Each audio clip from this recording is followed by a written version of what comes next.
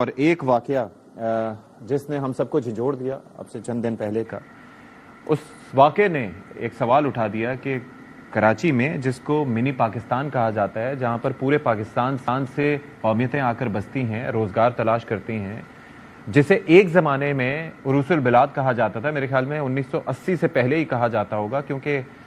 جو بھی یہاں کا نظام ہے، بھلے وہ ڈرینیج سسٹم ہو، جو ماسٹر پلان ہو، وہ اس سے پہلے کا ہی ہے، دوبارہ یہاں پر کراچی میں کچھ ہوا نہیں۔ 3 کروڑ کی آبادی کا یہ شہر ہے، اور جب بھی کوئی معاملہ سامنے آتا ہے تو پھر میئر سے یوسی سے ٹاؤن سے پھر ادھر ادھر یہ ایک سائیکل میں ہمیں گھما دیا جاتا ہے۔ جس واقعے کا تذکرہ کر رہا ہوں وہ واقعہ ایک ننھے ابراہیم کے ساتھ پیش آیا، 3 سال کا معصوم بچہ، اور ابتدائی طور پر اس بچے کا قصور یہ تھا، یا اس کے ماں باپ کا قصور یہ تھا کہ وہ ایک ڈپارٹمنٹل سٹور سے شاپنگ کے لیے گئے تھے۔ وہاں پر گئے، وہاں سے جیسے ہی باہر نکلے تو ابتدائی طور پر کافی اطلاعات تھیں، لیکن جب یہ منظر، جب اس کی CCTV سامنے آئی تو بحیثیت باپ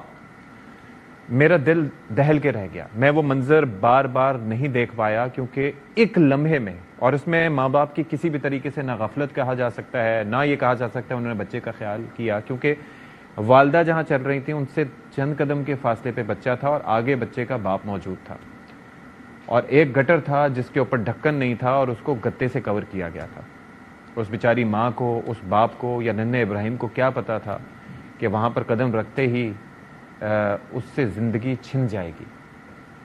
ایک تو یہ واقعہ ہوا، غفلت کہیں، نااہلی کہیں، گٹر کا ڈھکن کیوں نہیں تھا، فیکٹری لگی تھی، نشئی اگر موجود ہیں ان کو روکنا کس کا کام ہے، کون اس کی ذمہ داری لے گا، یہ باتیں سب اپنی جگہ۔ دوسرا جو المیہ ہے وہ شروع ہوتا ہے اس کے بعد کہ یہاں پر یہ کارروائی کرنی کس نے ہے؟ کیا یہ جو نالے یہاں پر ہیں ان کی میپنگ ہوئی ہے؟ کیا یہاں پر پتا ہے کہ کون سا نالا نکل کے کہاں جاتا ہے؟ رات کے ٹائم ریسکیو کرنے کے لیے ارینجمنٹس تک نہیں ہیں۔ بچے کی جو لاش ہے وہاں سے کوئی کہتا ہے 500 میٹر، کوئی کہتا ہے 1 کلومیٹر دور سے ملی، اور وہ بھی ملی ایک کچرا چننے والے بچے کو۔ یعنی کہ تمام تر ریسکیو ایفرٹس کے باوجود جو ریسکیو ٹیمیں تھیں اس بچے کو تلاش نہیں کر پائیں۔ اور یہ اس سال کا پہلا واقعہ نہیں ہے۔ 11 ماہ میں، ناظرین کرام، نومبر کے ختم ہونے تک کے اعداد و شمار یہ بتاتے ہیں کہ 11 ماہ میں 23 لوگ اپنی زندگی کی بازی ہار چکے ہیں، جن میں سے ابراہیم وہ 9واں بچہ تھا جس کی جان گئی۔ اب مجھے ذرا بتائیے کہ کہیں ڈمپر کے ذریعے ٹکر لگنا، کہیں پر کچھ ہونا، لوگوں کی جان چلے جانا، عدم تحفظ کا احساس، گن پوائنٹ پر آپ لٹ جانا، یہ مسائل اپنی جگہ ہیں، لیکن پھر اس سے ہٹ کر پھر آپ کو یہ بتایا جائے کہ شہر میں ایک نیا چالان سسٹم شروع ہوا ہے، وچ از ویل اینڈ گڈ۔ اب یہاں پر آپ کوئی بھی گاڑی میں بیٹھتے ہیں تو آپ کو ساتھ بیٹھا وہ بتاتا ہے کہ بھائی آپ